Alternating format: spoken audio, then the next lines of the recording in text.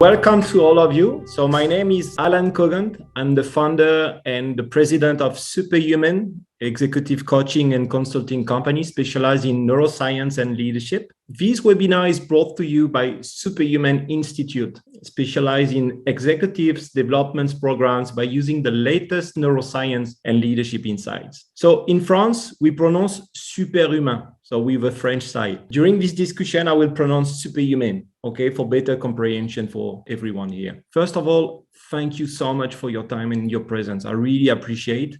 And if you don't mind, I will start by sharing a little bit about my background. With over 18 years of experience in the corporate sector, I've been leading as an executive different projects. I've been leading change, major international projects like merger and acquisition, structuring retail network, managing subsidiaries around the world, and becoming at the end regional board member for a major automotive group company as well. But end of 2018, I discovered hardly that my illusion of being immune to stress, fatigue, and being overworked cannot last so long. So despite, I would say, being in a brain and friendly environment, and just like most C-suite leaders out there, we also all thrive on pressure.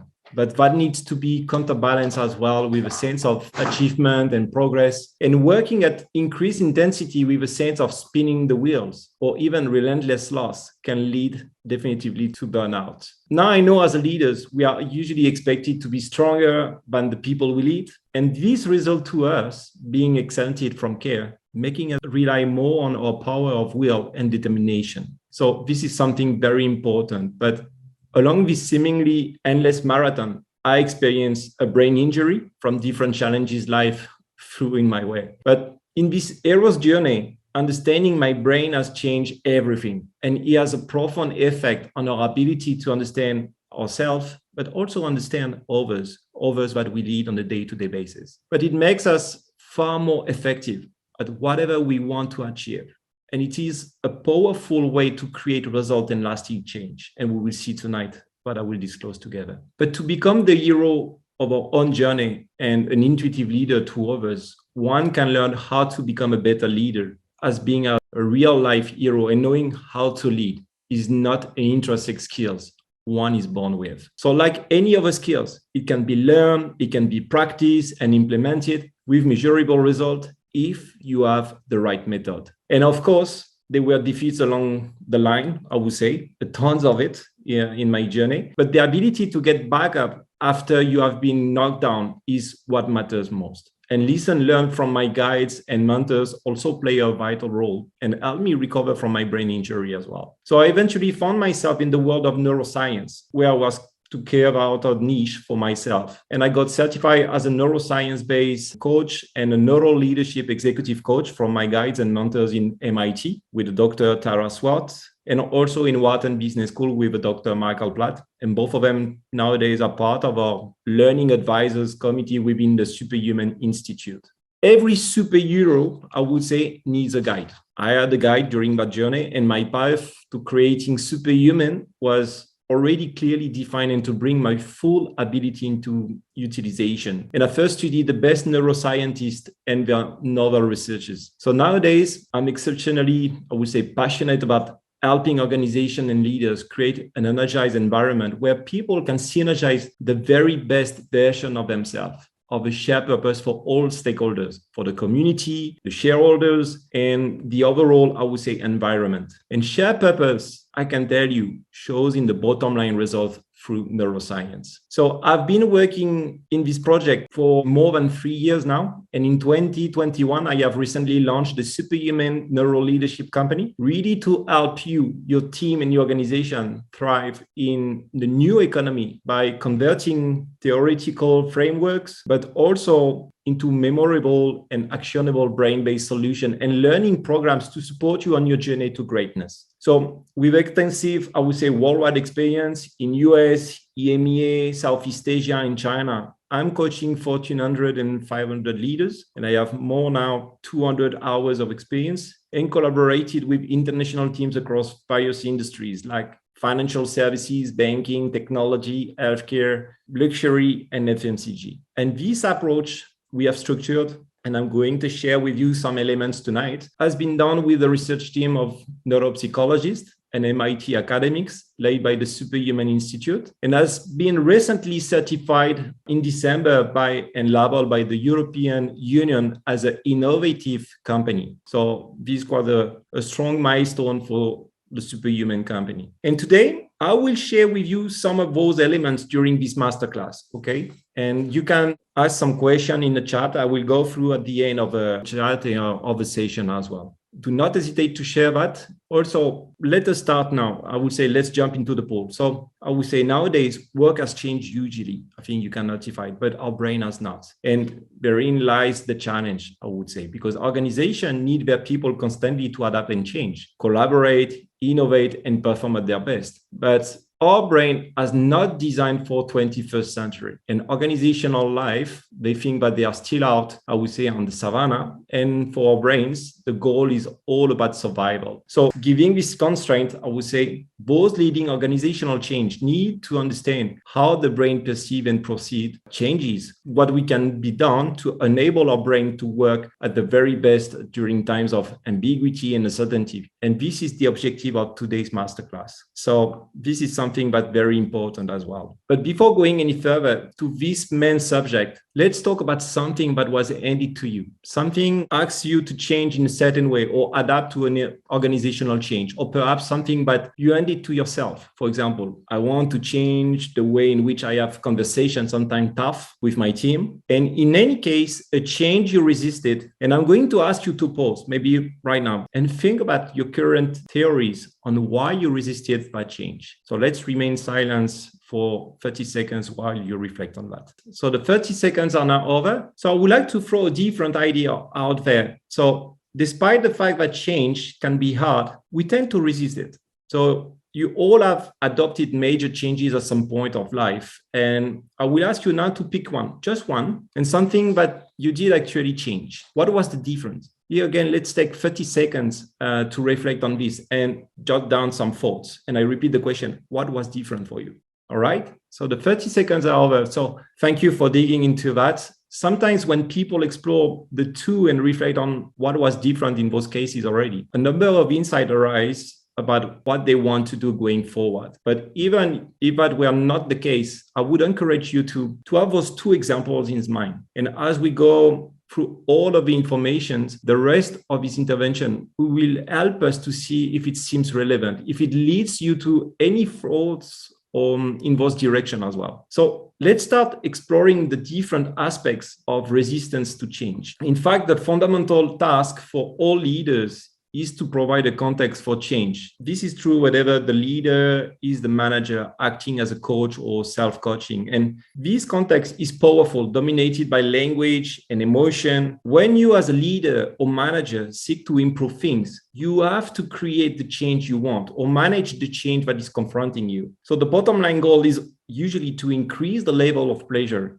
productivity, and profit. But the process to get there is far from simple, purely analytical or obvious. In fact, superhuman leadership relies on the leader's own ability to change. And as we all know, it takes a certain leadership strength to stick to the vision that brought the company this far and to re-examine current events with a view towards mid-course corrections rather than a 180-degree turnabout. But I fully acknowledge that it's not easy to keep an eye on the future when you are busy putting out today's fires and when a crisis appears. Trust me, this is the time for wide-angle binoculars rather than microscopes. So a lower left downshape is the natural inclination, but in crisis after crisis, the companies that far best among those we accompany are both realistic about the situation and committed to the long-term vision. Meanwhile, our brain are prediction machines. Most of the time, our brain try to predict their perception, try to predict and make meaning as well. So if they can predict, they are better able to keep us out of harm's way. So what does significant change mean? For example, in our professional life, it means that our brain cannot predict what is going to happen. And ambiguity is even worse because our brain really don't know what to make it of it. So in fact, neuroscience research studies suggest that we can live more comfortably with certainty about a negative outcome than a certainty. So once we have certainty, we begin to know what the story is,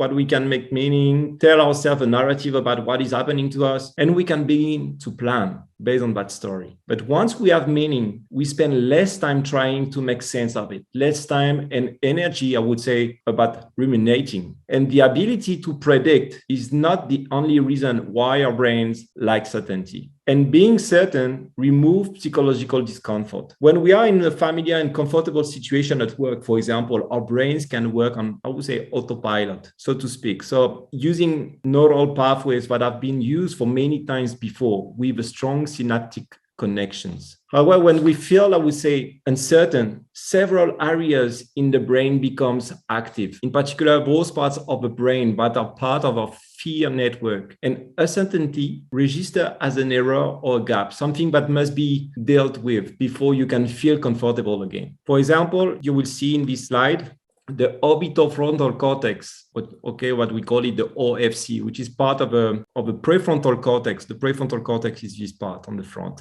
and appears to have a role in reporting whenever our current situation is dangerous or worrying in some way, or in guiding a decision and behavior appropriately.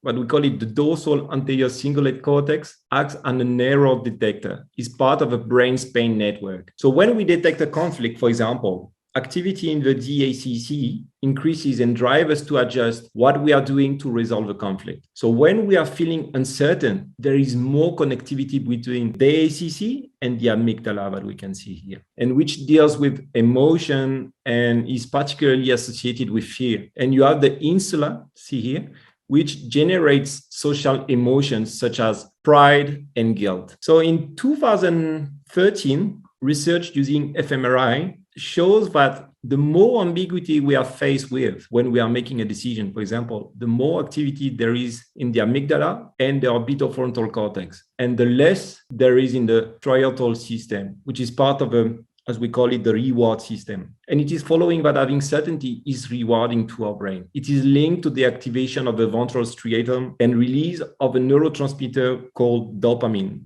And dopamine is the pleasure neurotransmitter. And this system feels good. It has a positive impact on our ability to focus and perform. Think about the time where you were confused about something and then someone clarified what they meant or what's going on. I think you may feel much better after that. And there is an important message in all of these for you as a leader or manager. If people are struggling with change, you have to keep in mind, it's not a sign that they are weak or failing in some way. Our brains don't like it. They don't like change. Okay. You have to keep in mind that. And they are prediction machines. Okay.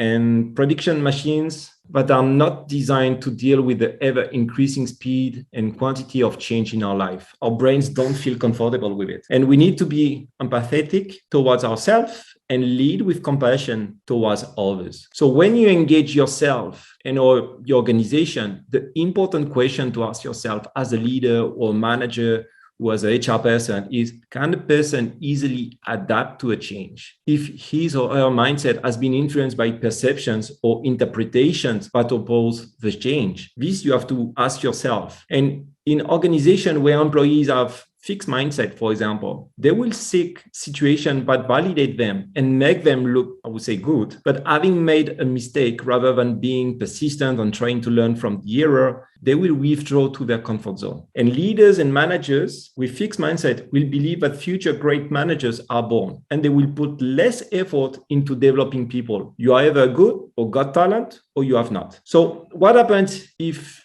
his or her mind contains such perception and association as change? So change equals danger. Disruption maybe equals threat. The new organization equals bad. The decision makers equals wrong. The new task equals difficult. Maybe my new colleague equals ignorance. I'm not good at this. Or maybe I need clarity before I can focus and work. So all this context in all this environment, you may wonder, what can we do? Okay. Or how can we address those challenges? And those situations are an illustration of the two networks in our brain, but we use to process, I would say, thoughts. The number one is the narrative network, and the second one is the direct experience network. The narrative network is what we call it the default network from which we operate on a day-to-day basis. So we use the circuitry when we think about the past or the future. It's automatically triggered whenever we are not task focused. And it's also a social network where we focus on stories about ourselves, others, and as well situations. Researchers at university found more than 40% of our action each day are based on habit rather than conscious thoughts. So when considering how to create a new habit, such as providing more meaningful feedback to your team, the brain has to override its default wiring and create a new response to triggering situations. So one of the methods that we use to overcome this wiring is to build an if-then plan within a Superhuman activation planner that I will disclose later on in the masterclass. So when you can cue your mind to behave in a certain way in a specific situation. So by developing implementation intentions, we create the opportunity to rewire our brains in the potentially triggering situations. Practice, I would say, is crucial to rewiring the brain. It turns out that writing down our intention to change a habit, for example, greatly increases our chances of following through. And a 2002 study found that 91% of people who planned their intention to exercise by writing down when and where they would exercise each week ended up following through. So by linking an if-then plan to an existing habit, one is able to embed the habit more deeply. So you have to keep it in mind, that element. And consider the following steps to integrate a new intention to your daily practice as well. Also, you can identify an unproductive habit that you would like to change. What is one change that would make your life more fulfilling? Reflect as well on the impact of this habit on your life today. So how has this habit served you? How has this habit harmed you as well? You have to analyze that and make a personal commitment to change this behavior. What are the risks of not changing the habit? Now that you have identified the habit, create your if-then action plan. What will you do the next time that you are triggered? What will this new habit feel like 1 month from now? So this is a certain structure, element, or plan that I'm disclosing to you, that I'm sharing with you. So also other approach that I'm using as well with C-suite leaders is to remind people of past achievements. So reminding people of past achievement can generate rewards. Related dopamine, and activity is the same part of the brain as if the person were experiencing that achievement right now. So if someone is really struggling with change or feeling unsure of their ability to learn new skills, or also maybe deal with unfamiliar situation, a simple, easy thing to do is to ask them to talk about the last time they did something really well, something they are very proud of having achieved. And this, it can work on the one-to-one. I think maybe some of you have some performance review right now. You can do it on a one-to-one basis, but also you can do it on the team meeting as well. And I often do this, I would say, at the beginning of change management workshops with teams, as I know that it gets them in a more positive state of mind, generate dopamine, and it turns that will mean that they are more open to new learning as well. It's a technique that works well with team, but is being disbanded and also about to go into a new role. So with a senior management team in part of an insurance company, for example, I asked them to list all the things they felt they had achieved as a team and as an organization. Such exercises help them to let go of the past, but also help them to adapt more quickly to the next role or the next environment that they will create. It treats what people have achieved in the past with respect, but also reminds them how capable they are. As we have seen, I would say the human brain has a massive potential for high-level performance and adaptation. So, but the opposite is also true. By understanding, I would say, how the brain works, we know that people who are happy and thriving perform significantly better than those who are unhappy and merely surviving. So we also know that the brain is highly vulnerable to a threat. And the problem is the true potential of a human brain is mostly untapped in many organizations. Teams and organizations that I'm working with them on the bigger scales are just a network brain. They are self-preserving under threat. So one factor that can affect our decision-making process in the change we lead, I would say, is the degree of stress that we perceive. And stress result is a blunting of the response to future reward in the medial prefrontal cortex, that the frontal part of the brain, okay, that we have seen earlier. And this can decrease our decision-making flexibility, since the reward of a novel decision is lower and thus can increase the activation of the habitual responding. So I don't know if maybe some of you are quite familiar with the inverted U performance. It's just a simple graph on the inverted U. On the y-axis is the brain ability to stay focused. At the bottom of this axis, the brain is disorganized and focused, but running along the x-axis is the level of stress that the brain is under. And on the top of the inverted U, the brain is sharp, performing well, but we call it the optimal, I would say, position. And on the left-hand side of the inverted U, the brain is unfocused, and the right-hand side, it's not performing well. It is distracted. So the 𝐒𝐔𝐏𝐄𝐑𝐇𔔔 law states that there is a relationship between the level of arousal and our ability to perform a task. It means that there is an optimal level of arousal. Too much or too little arousal reduces our ability to perform the task well. We have all of those days. For example, we are at the top of the inverted U, but we are writing document, writing project, or leading change. And I would say the activities or the words just flow. It's what we call it as well, the flow states. And we are making a presentation and we are articulate, we are clear, and we can see that we are holding people's attention. But performing this task feels almost effortless because our brains feel vibrant and focused. But equally, we have all those days when we can't get motivated to do what we need to do. We get to the end of the day and we really haven't achieved as much as we could have done. And this is the consequence of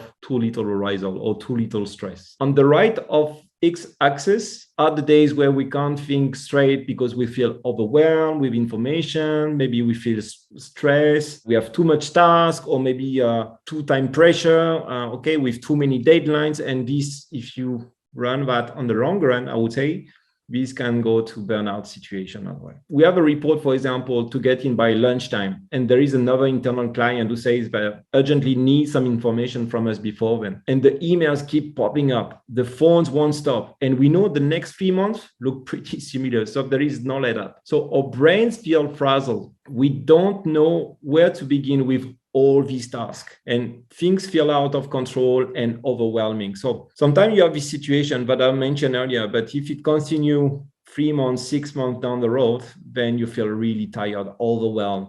You cannot sleep. And these start to be really a challenge going through a burnout situation. And many organizations could learn a lot by taking a look at the inverted U, because in recent years, in both in the public and private sector, there has been a belief that if we push people a bit harder, we will get a bit more out of them. And some leaders believe that this is a strong way to lead, and that it shows that commercial toughness that will push performance on. But the inverted U acts as a warning to such thinking. I'm sharing that graph as well with C-suite leaders, COMEX committee, executive committee, also in all the organization that I'm partnered with. But people do need some pressure. I do not deny that. But finding the optimum amount pressure is hard to do. And if we push people too hard, their brains start to shut down, as we have seen earlier. And too many leaders and organizations think that they should push people harder to get more out of them. But this is actually counterproductive because it will lead to emotional exhaustion. So once again, in connection to change, when people do not know about the power of the amygdala and they naturally follow, I would say, the principle in confirmation bias, namely not knowing that things can be differently, using a more resourceful approach to follow, they end up at believing that their current perception is the truth, feeling mentally stuck and claustrophobic, getting more overwhelmed, stressed, and angrier but they are supposed to, and being unable to flexibly and constructively cope with the challenges at hand. These can be very dangerous if it's not properly managed, especially leading change, organizational change. With that in mind, I would like to pause and ponder a little bit this reflection. If you have you reviewed, for example, your communication to see what state of mind they will create towards your collaborator, your partner, your client, also your manager? Have you thought about the timing of sending difficult or negative messages and the impact on people's ability to focus? Because your aim is to ask people to change, okay? But if you send a very tough, angrier email, I can tell you, you will activate the emotional brain, the amygdala, and these people will not change because everything will be related to emotions. And organizational change depends really on changing individual brains. We've got to understand that the individual and scale up from there. Change is often, I would say, resisted. It can appear very stubborn, and often it's helpful to say that the change is hard. I do not deny it. In my career, I've seen that I've done merger and acquisition, restructuration, reorganization, and I've seen that changing people's mindsets is quite hard. But we need to recognize that there is a reason why you cannot just ask people to change. Okay, on the other hand, we can learn what the brain-based obstacles are and remove them. And it doesn't actually have to be so hard, actually.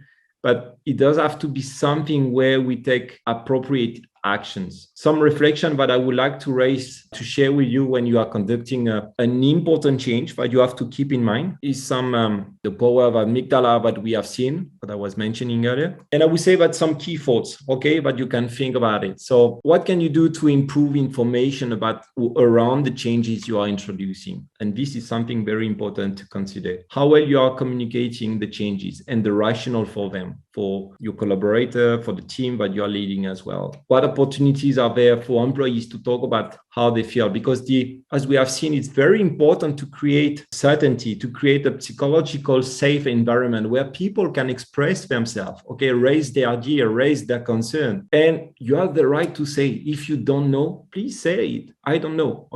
I will come back to you with more elements in, I don't know, next meeting or on Thursday or Friday, whatsoever. But this gives us a certain certainty to the people. How good are you at listening? Okay, how comfortable do they feel listening? What are you doing to activate the reward network? Okay, when you are making some changes, very important as well to celebrate achievement, because all this achievement will be stored as well in the memory, close to the emotional brain. And do goals you need people or divide them? And how frequently do people get feedback on those shared goals as well? Because it's very important to share the goals, but to keep them updated with where you are towards the goals. I would say that, as we have seen, leading change effectively and creatively requires, I would say, definitively a new type of leadership. As I mentioned earlier, leading with the brain in mind, I think it's something very important. But I would say a new type of leadership, very important to consider all this knowledge and insight as well of neuroscience. And to go even further in this approach, this is why I have created with the team at the Superhuman Institute, the Superhuman Activation Online Program, because it's been developed with different levels, as you can see, starter, booster, master. But this is highly interactive program, teaches you the neuroscience behind effective decision-making, emotional intelligence, productivity, leadership, how to lead emotion, how to translate emotion into actions, really to help you to get life-changing results. You can see that you have, depending on the starter or the level that you select, you have different content as well. And I'm an entrepreneur. I'm also part of the executive committee as well. And what you need is also practical approach, is what we are disclosing as well in the Superhuman Institute. Because based on the latest neuroscience perspective, you will have insights, ideas, because my objective is to provide you with memorable, research-based practical tools, but also techniques immediately applicable. I think it's very important to understand the theory, as we have seen tonight, but I think it's more important to see, okay, based on this theory, how I can implement on the day-to-day basis. And in each program I have prepared for you, you will see in the website a justification letter that you can edit to send to your direct manager to help you make the case for attending this Superhuman Institute program. And this approach we have structured with a research team of neuropsychologists that I was mentioning earlier, and MIT academics led by the Superhuman Institute, has been recently certified by and labeled by the European Union as innovative solution. So each module contains comprehensive yet brain-friendly video training session to create an optimal learning experience and transition to action, like doing concrete exercises and reading relevant brain-based studies and research, and all content delivered in a brain-friendly way. This is, for me, very important. And during this program as well, you will use the 90 days strategic planners, but we have also workouts also during that part, so you can implement as well. And I will come back to the information that I put below. But it's very important that to use it, apply the neuroscience in your leadership practice as well, because you will have your personal record, which allow you to see your own progress during this transforming journey. And you have to keep in mind, as a creator of habits, our neural pathways have to rewire in order to transform. And what is measured gets done, and what is reassessed gets reinforced. And you will see that many of the activation ideas on the strategic planners will suggest you to write something down by hand, because what I was mentioning, but because it has been shown that when we create better memory trails in our brain, when we handwrite, and handwriting is like strength training for our brain. Okay, so using the planner every day will help you to really prime your growth mindset for positivity, focus, confidences, and sustain energy you need to thrive. And also, as we wanted to, for this launch period, we have created a promotion code called MasterClass, and you will get a 20% off on all these 3 programs that we are launching tonight as well. And what we have done as well, we have structure, because I know that some of you, like me, have done MBTI, DISC, and so on. But I really wanted to create an assessment where we can define our thinking style, our cerebral thinking preferences, because we have all one cerebral thinking preferences. We have created the 𝙬𝙤, which is available in the booster and the master level, where you will be invited to complete our well-researched and validated 𝙬𝙤 assessment, but we have done also and created them with the MIT, and we will examine your natural cerebral thinking preferences. Then you will have a debrief session where you will discover how to understand the thinking style model, to interpret your profile step by step, to give you a summary of your profile codes, typical traits, and also profile codes for comparison and understanding, to give you some ideas and activities to really explore your profile for potential growth. And you will get access after a report, very complete report for all elements. It's a 25 pages report containing all of those elements, but also some action that you can implement after the assessment. Based on that, I cover most of it. I will review. Do not hesitate to ask some question in the chat, because I will review it right now during this Q&A session, and I will take the time to take a few of them. So you have seen the different packages. What are the fees? So the starter level, it's 695 euros. The booster level, it's 1,195, and the master one is 1,895 euros pre-tax. I receive a question: does the 𝙬𝙤 assessment is similar to other personality assessment tools like DISC and MBTI? Our work of assessment and system take a completely different approach, I would say, to other thinking styles assessment, because our main focus is really in the measurement of the brain functions and energy consumption in the brain. So understanding your own brain type and therefore strengths and weaknesses are really helpful to self-development, managing relationship, managing teams, and generally being as fulfilling life as we can be. So we need to keep in mind, as a leader, people tend to be at the happiest or healthiest when they can function and be rewarded by doing something that comes natural to them. And as we have seen, based on my experience, high degree of cognitive diversity could generate accelerated learnings, perform in the face of new, uncertain, and complex situations, as in case of execution problem we set for executives. So in the workplace, we need to encourage people to really reveal and deploy their different modes of thinking. We need to make it safe to try things multiple ways. And this means leaders will have to get much better at building their team sense of, I would say, psychological safety. Okay, some of the participants who have of the masterclass, for example, have improved their cognitive capacity. Okay, but we call it this flexible capacity.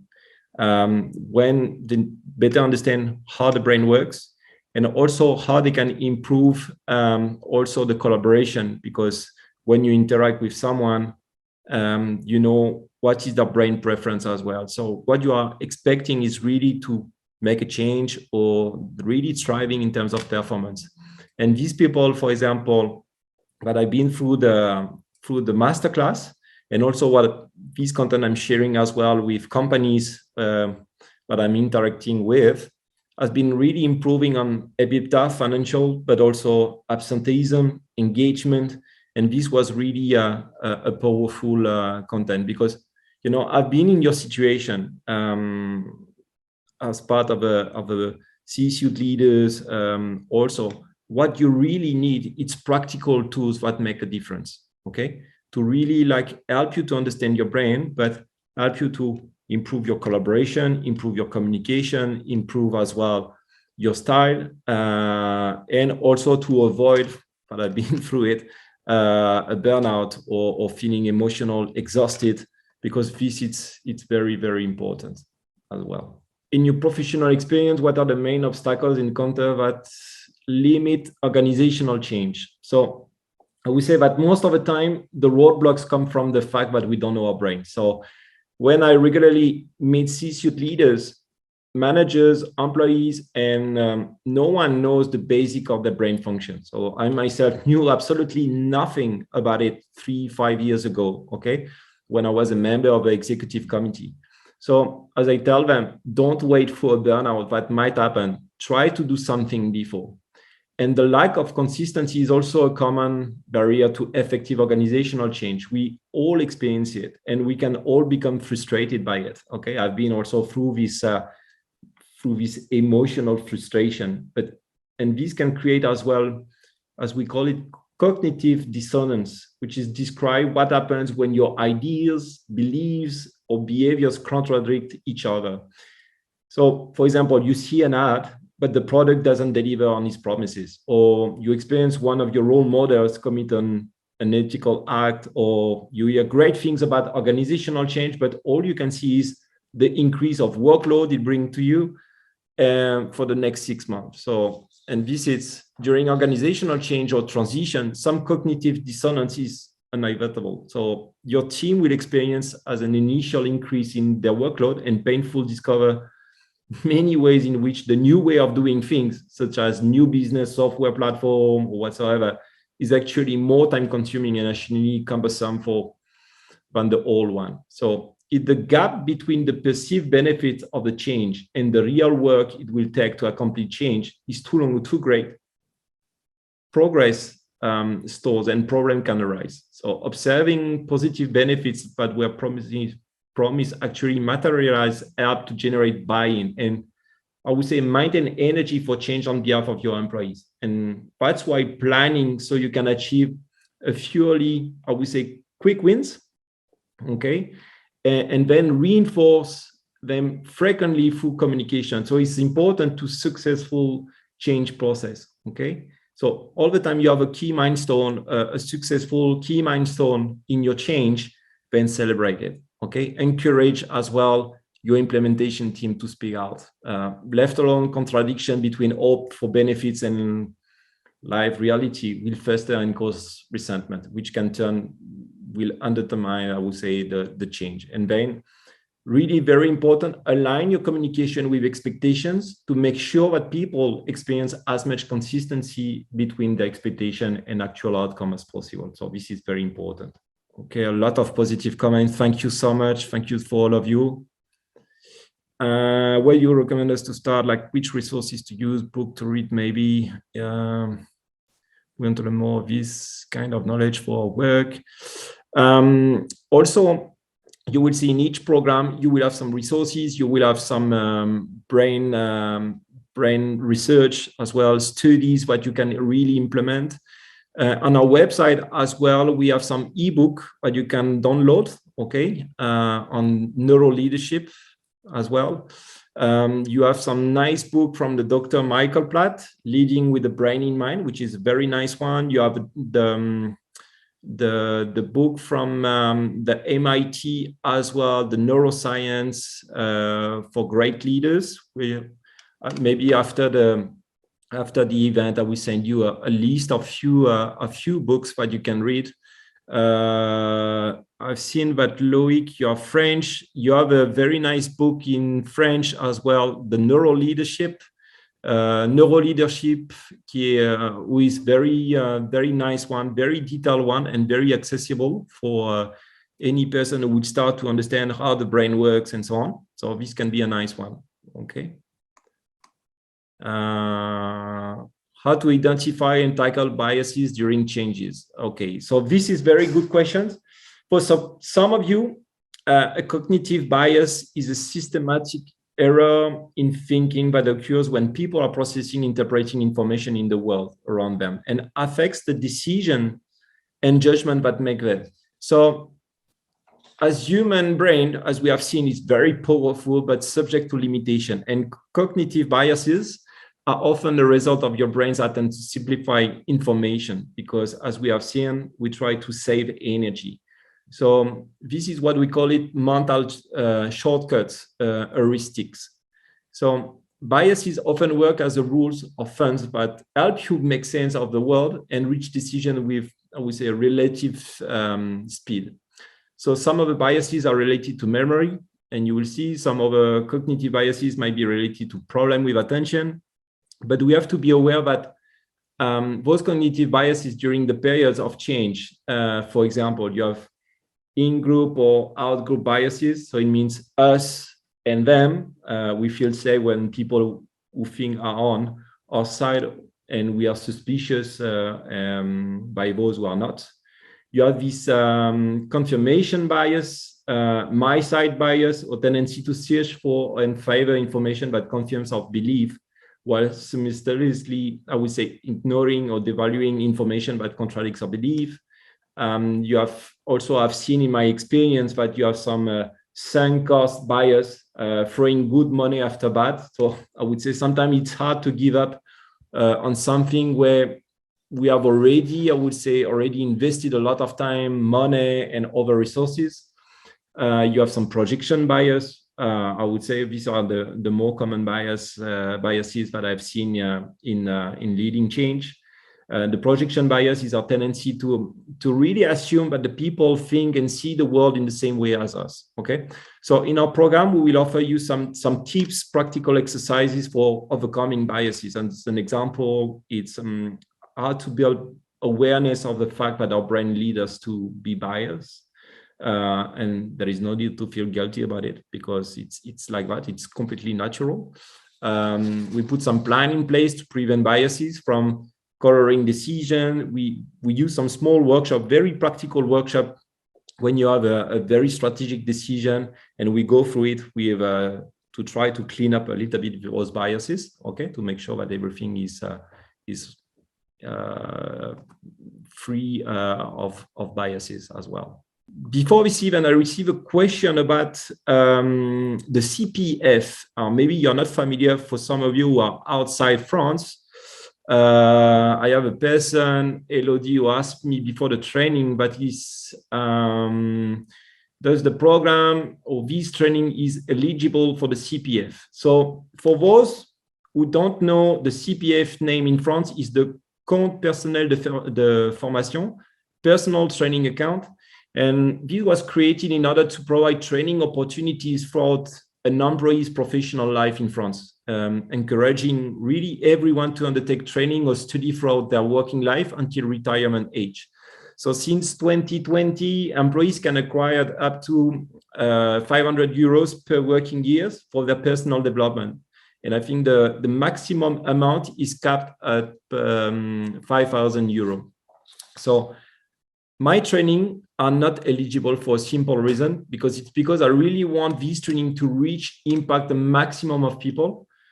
And some people cannot use the CPF, especially we have seen tonight, we have some people from United States, Switzerland, Brazil, Singapore, Ivory Coast.